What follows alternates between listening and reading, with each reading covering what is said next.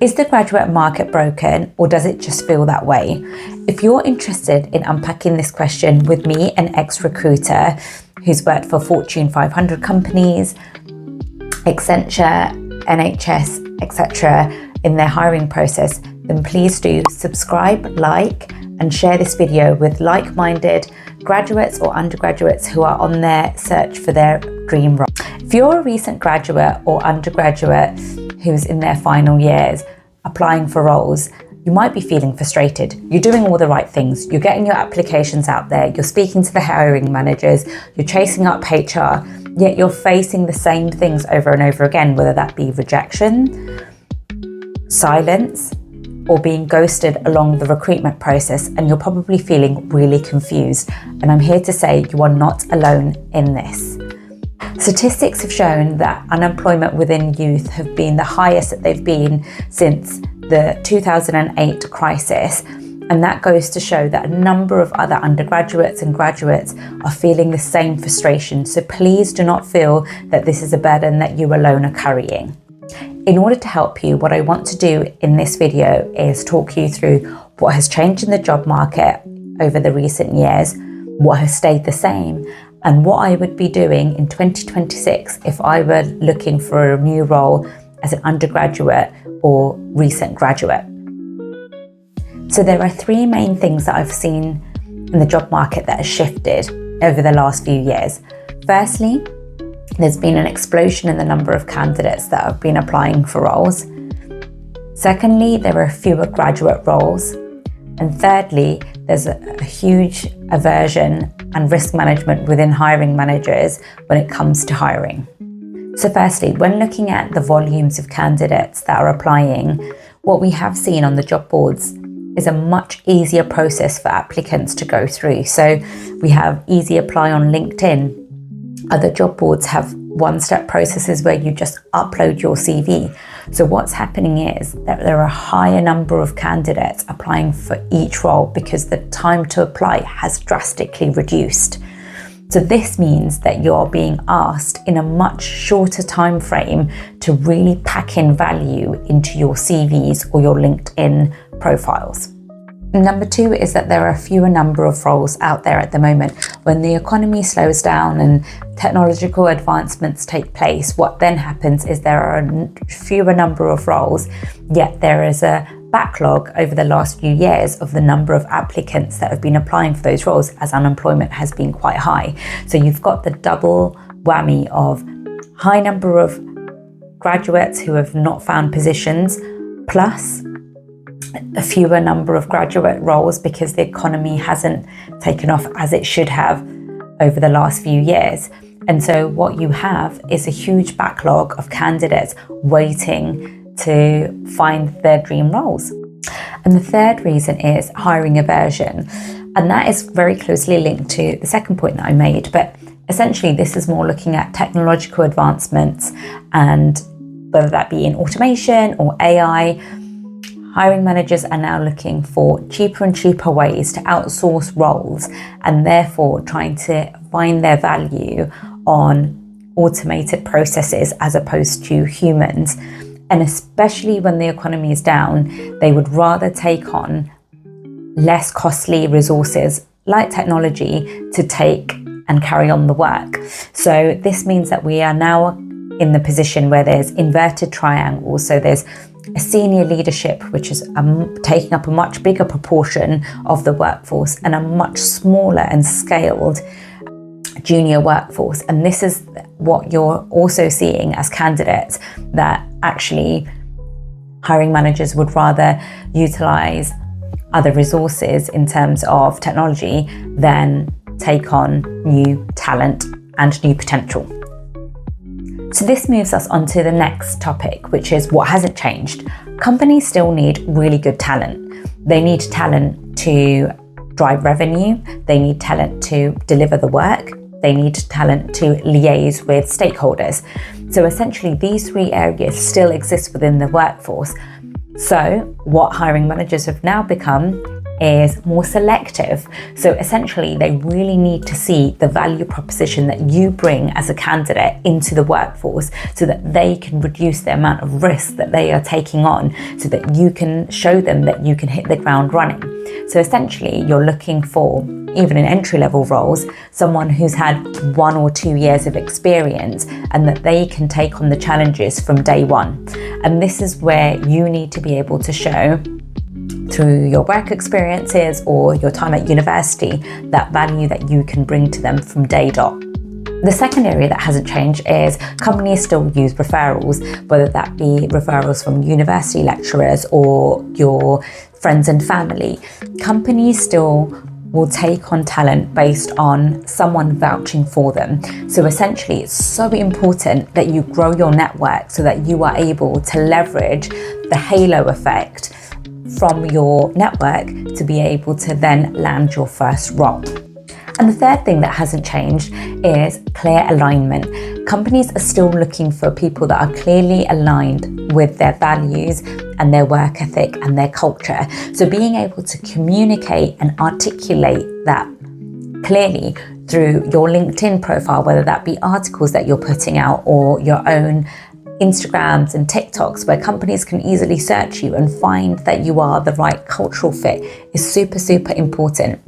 Now, I'm not saying use your personal accounts and keep that open to the public, but essentially, if you're in the creative space and you've done a lot of work for clients, put that out there, showcase that. If you want to be a presenter and you've been doing commentary on the football, for example, please put that out there so that it's easily searchable. So when hiring managers do filter through your application, they can easily see the value that you are able to bring. So the proof being in the pudding still hasn't changed. And so please, please, please, I do recommend you putting your skills out there, because lots of opportunities that you didn't even know existed will open up to you, because a lot of the time people are too busy to even put out advertisements for their roles. So in summary, what I'm saying is all the strategies that worked in 2015, 2016, where it was all about volumes, get your CVs out, is not a strategy that's going to work for you. And I see this time and time again when I go out and do public speaking or going to do university events or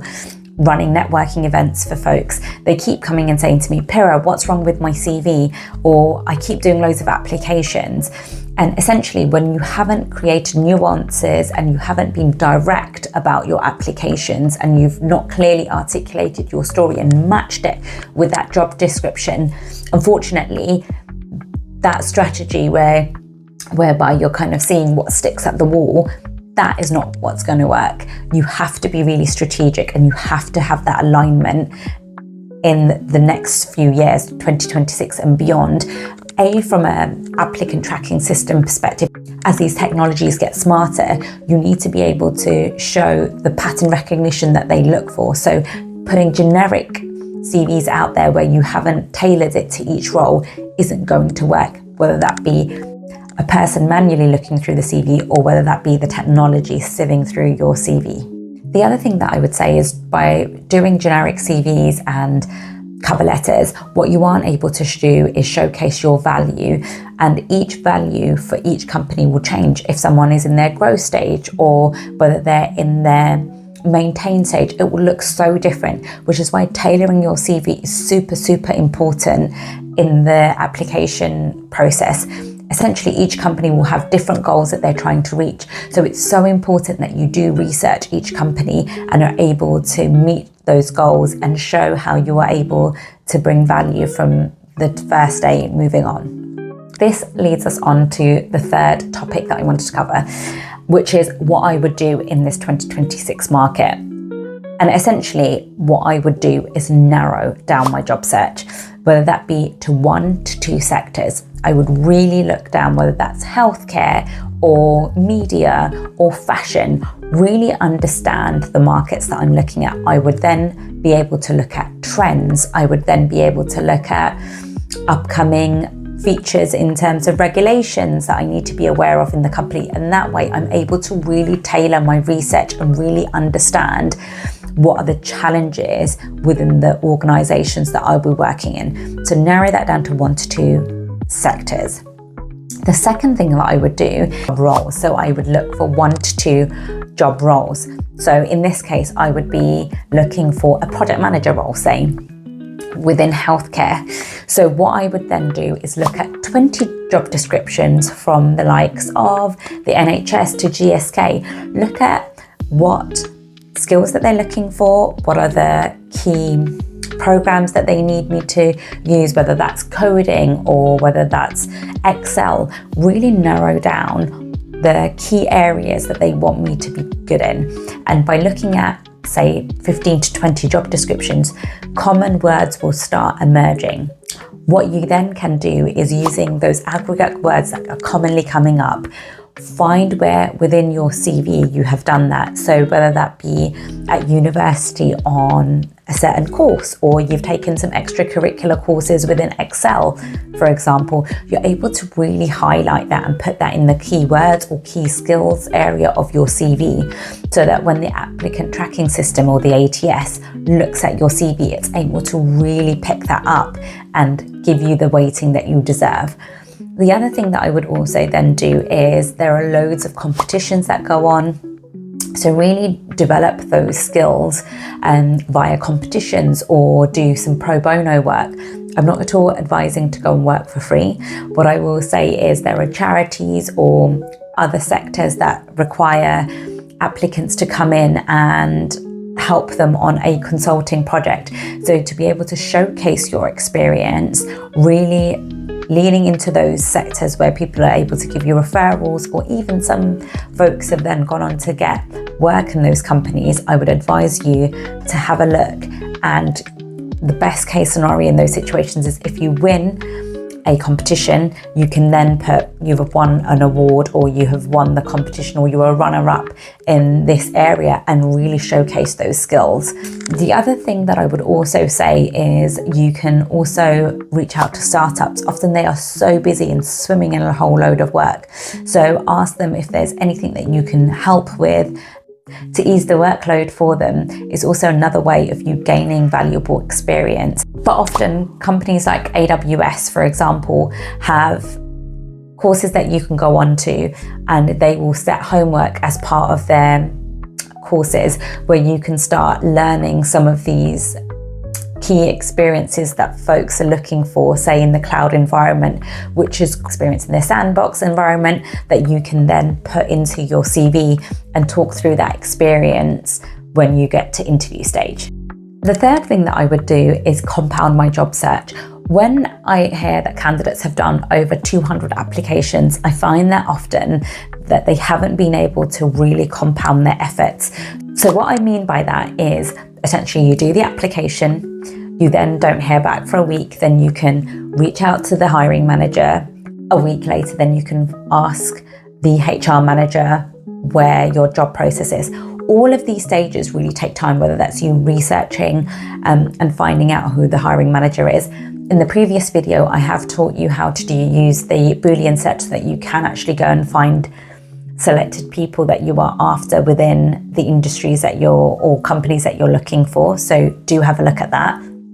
But essentially what you want to do is, for each application, have 2 or 3 different touch points with different folks and actual humans that you can get in touch with, where you can get feedback, whether that be on your application, on what the job market is looking like within that company, or when their next recruitment cycle might be. So all of these bits of information is really giving you clues about how you should tailor your job search, how much effort you should put into a company, how much time you should put into your application. So really trying to build a real good understanding of how these companies operate and where you should best be putting your effort.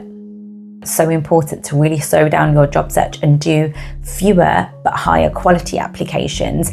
And as you get more and more touch points in terms of speaking to people, you increase your possibility of actually getting hired, because people buy from people, people hire other people. So essentially what you're trying to do is engage with the hiring folks and get your face out there and get them to associate you with that job as much as possible. And so step 4 is also then, when you are speaking to those folks, really within, a space of a line or 2, really showcase the value. I noticed that you said you had X and Y skill as really desirable on your job description. I bring X amount of experience within this sector, or I specialize within this, or I've written a thesis on this area and I'm keen to show you how I can hit the ground running. So things like that will then expressly show the hiring manager what value that you are, and that you are not going to be a risky hire in this economy, and that you do know what you are talking about in terms of what the role expectations are, but also that you are attuned to the culture of that company and what they're expecting in that role. And the step 5 that I would do is keep a clear log of all of the roles that I've been applying for, and keeping a good notation of the feedback. So if HR have come back and said you don't have this much experience, or you need to get skills in X and Y area, you can then go off and do a free course in that area. There are so many lectures from Harvard, Stanford, etc. on certain areas, so you can go off and become SMEs in those areas by listening to that feedback. So keep that clear log of what it is that you are lacking or need to develop, so that you can then enhance your job search as you go on. And as time goes on and you develop those skills and you do more applications, that gap between you achieving your goals of getting a new role within the sector you're looking for, within that job title, gets closer and closer and closer. So before we wrap up this video, I don't want you to just passively watch this video. I want you to find 1 or 2 sectors that you are looking for roles within. Find 1 or 2 roles that you are keen to apply for, and then track within those roles at least 10 job descriptions, and find at least 5 keywords that are common within those roles or that sector. And then look at your skills and see where you need areas of development or what you do have. And then reach out to at least 3 hiring managers and 3 recruiters after you've done your application, highlighting where it is that you have the desired skills or industry experience that they're looking for. If you found this video helpful, please do like and subscribe for more of these tips. Please also don't forget to share, because as you share these videos, other people can also benefit from the tips that you've learned today, and it also increases my outreach and also allows me to make even more fabulous videos for you. If you've got any questions regarding your job search, make sure you put it into the comments section. I'll get back to you there, or actually create a video for you if it's more useful that way. Thank you so much for your time, and look forward to seeing you on the next one.